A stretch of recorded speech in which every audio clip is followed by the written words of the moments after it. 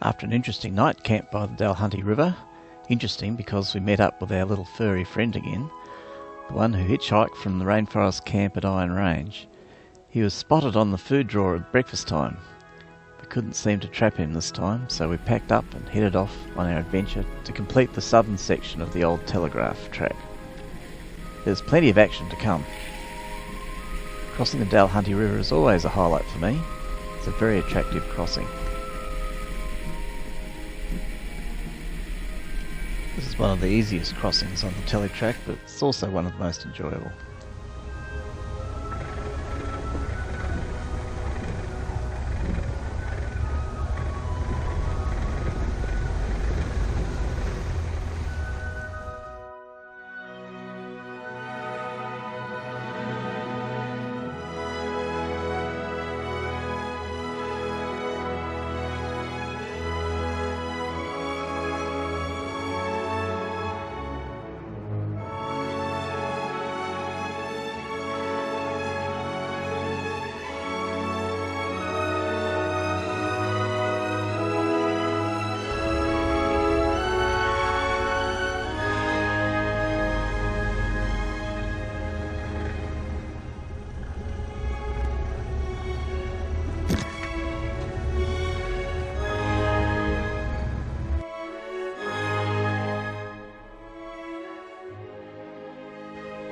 Wasn't long before we came to Birdie Creek.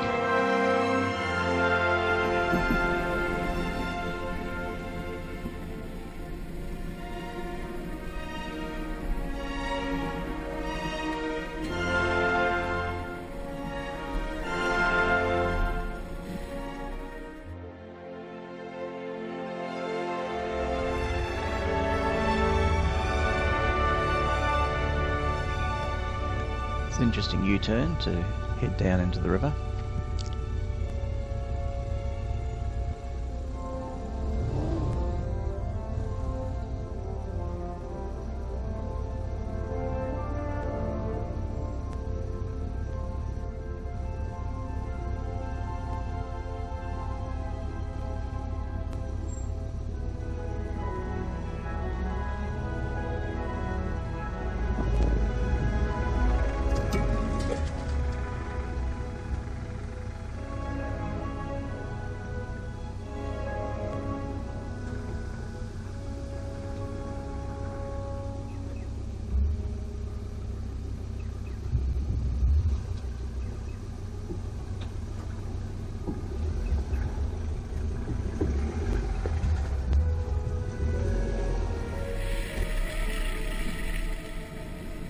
Because of holes in the river at Birdie Creek, you need to go up the side and then cut across when you find a safe spot.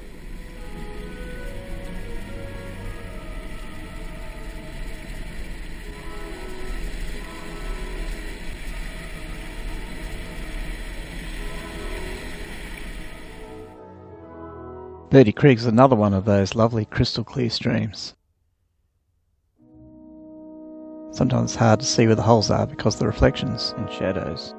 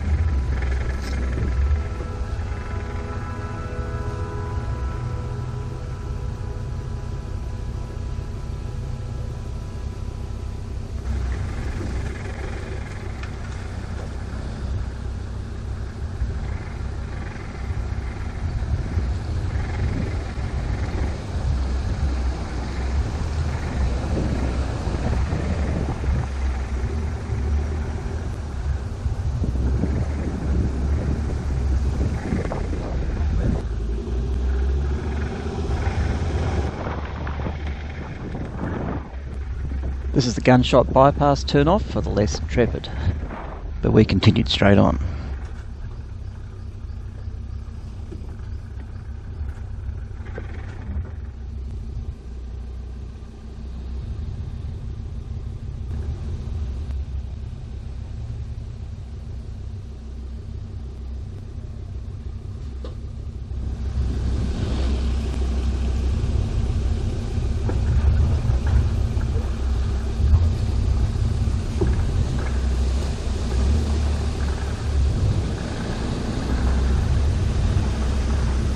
Mondelez Creek.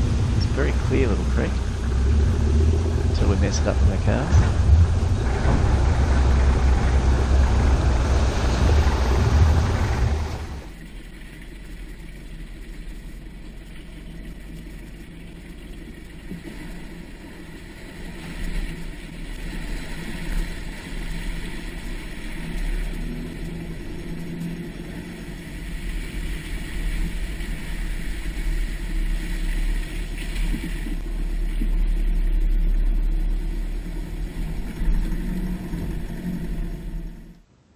Before we knew it, we'd arrived at the famous Gunshot Creek crossing.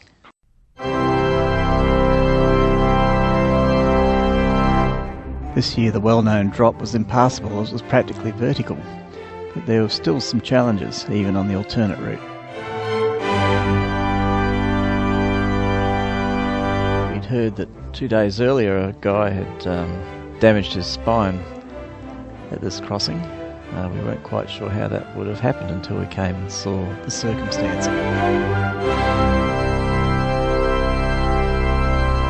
Get the inevitable patrol that wants to try it the hard way. This guy spent about 40 minutes going the boggy way, ended up backing out.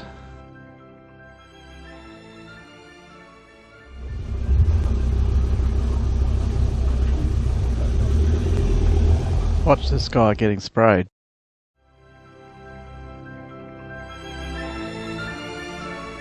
The challenge on this one was the exit. It was fairly muddy with deep ruts. The locker certainly helped.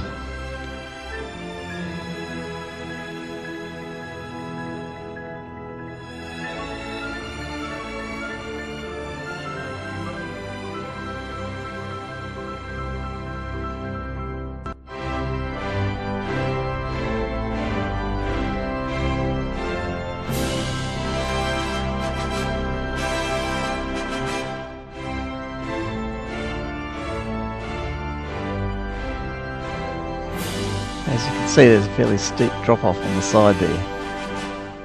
The guy who got into grief had gone up what appeared to be a very easy exit, didn't realise there's a steep drop at the end and went straight over the edge. Had to be helicoptered out, according to Facebook. So the lesson there is always check the route before you drive it.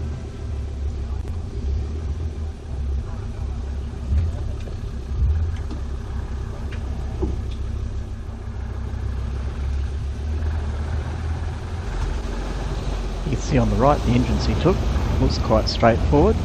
In reality it's a launching pad.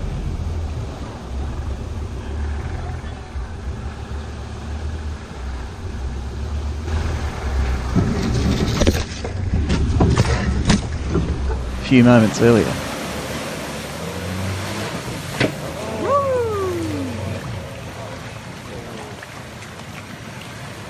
When you line up, just line right up so you just miss old mate here. Yeah, and the problem he had is, see the press sand just got enough to can.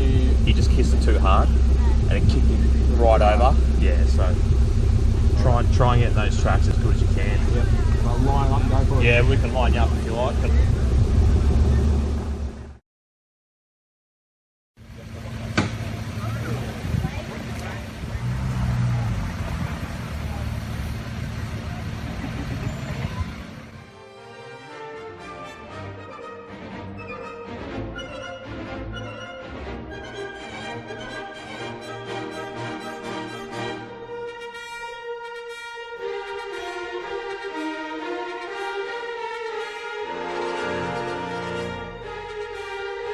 Turned out Shane had forced a bit of mud into his bead.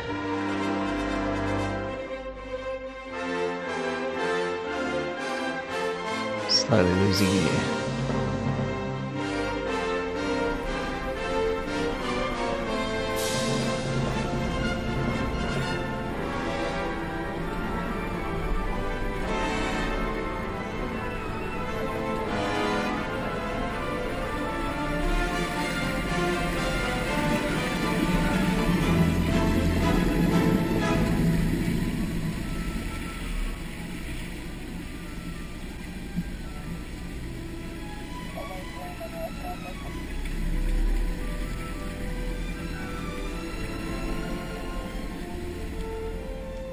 So this was Josh's attempt.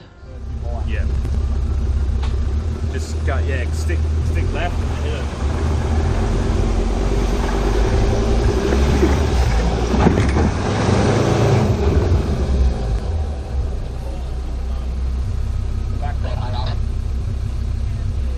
You want to have another go?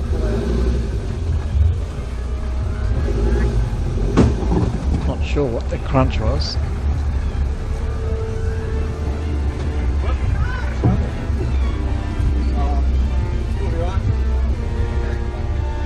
It's getting worse actually.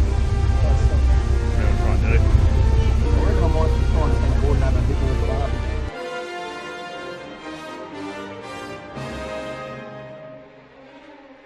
There's always plenty of spectators.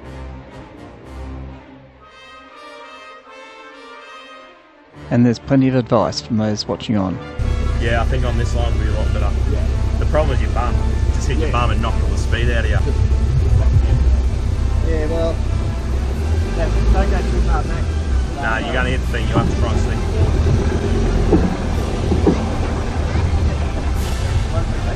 Yeah, crank it, man. Crank it. One out.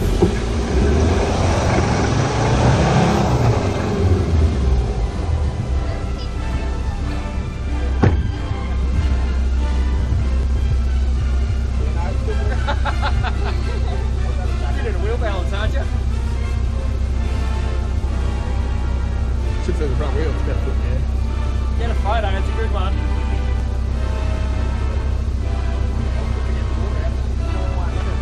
Photos didn't really do it justice.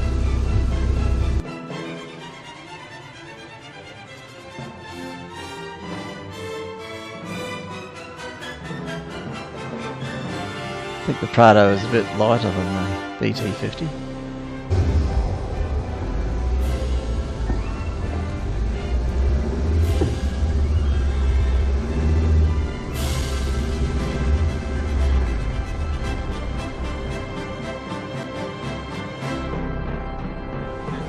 And of course, a Prado with lockers had no problem at all.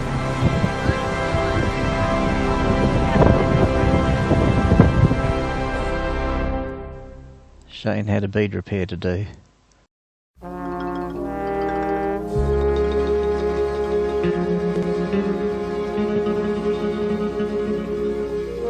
Because it's been a bit of a wet season, there's a fair bit of surface water lying around that you don't normally see.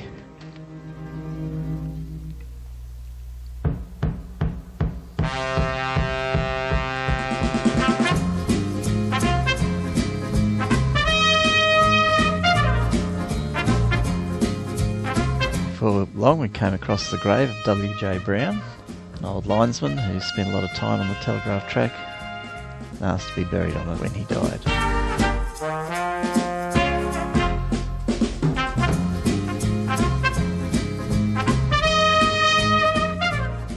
The entrance to Cockatoo Creek was a little bit technical at the beginning.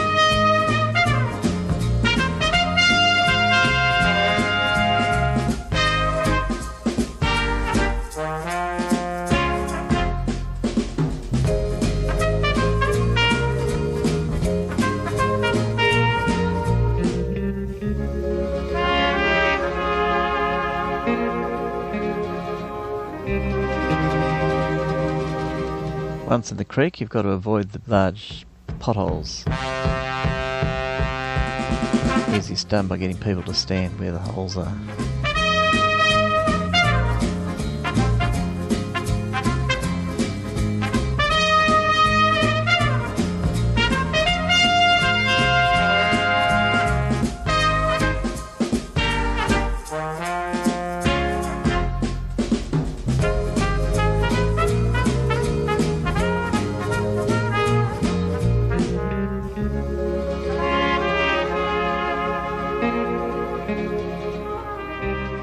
Let's just sit back and enjoy the crossing.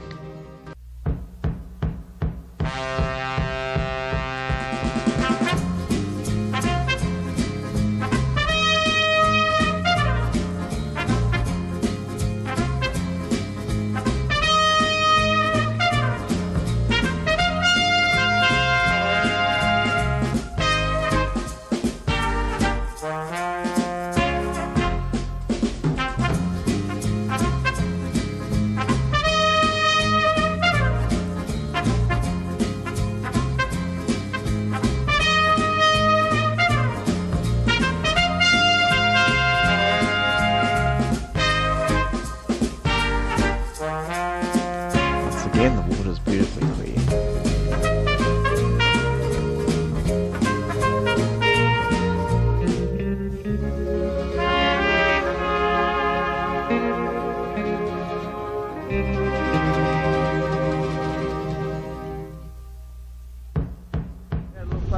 Yeah, not bad. Yeah, it's not bad. You just got to sort of swing to the left and then come back around on the right. There's a big hole in the middle, so you sort of got to drive around it. Okay, thanks for that. That's all right. You got a manual or auto? Manual. Mate, I found the computer giving me grief on Gunshot trying to climb. It just takes over. My Land Rover just doesn't want to give me RPM. Hey? Let's go through. Yeah, right. You only would have capable. It's either something wrong with it or it's just the computer doesn't let you have the game. Well, look, in four-wheel drive by range, all your traction control and everything's still on. Yellow doors. You've got to disable everything. You press it for widen those 2 seconds, it turns off the traction control. You hold it down for 5 or 6 seconds, it turns off everything. Oh, yeah. This is a manual, right? Yeah.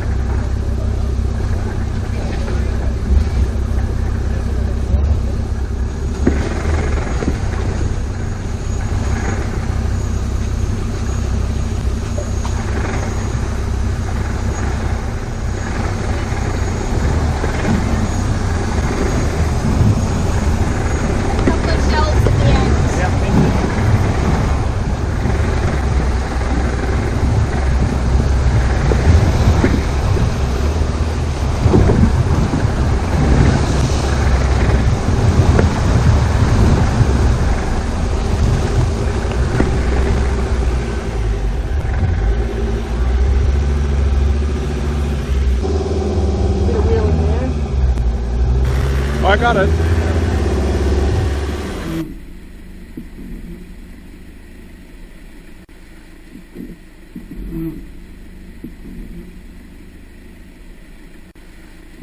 It's always harder when you tail in Charlie and no one to guide you.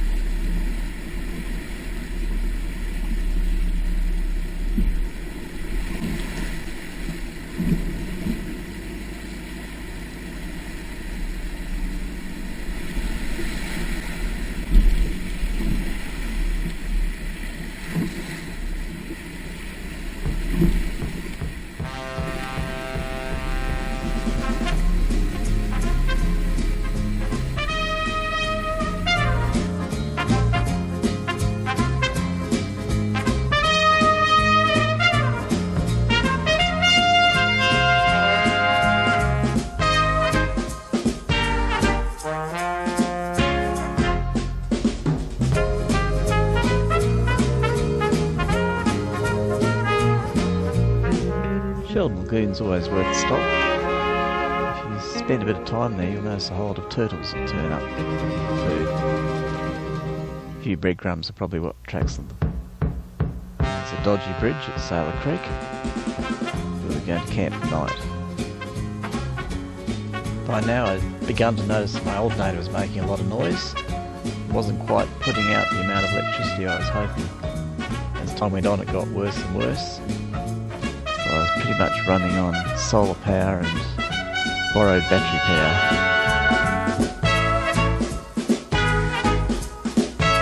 In our next video, we look at the falls area.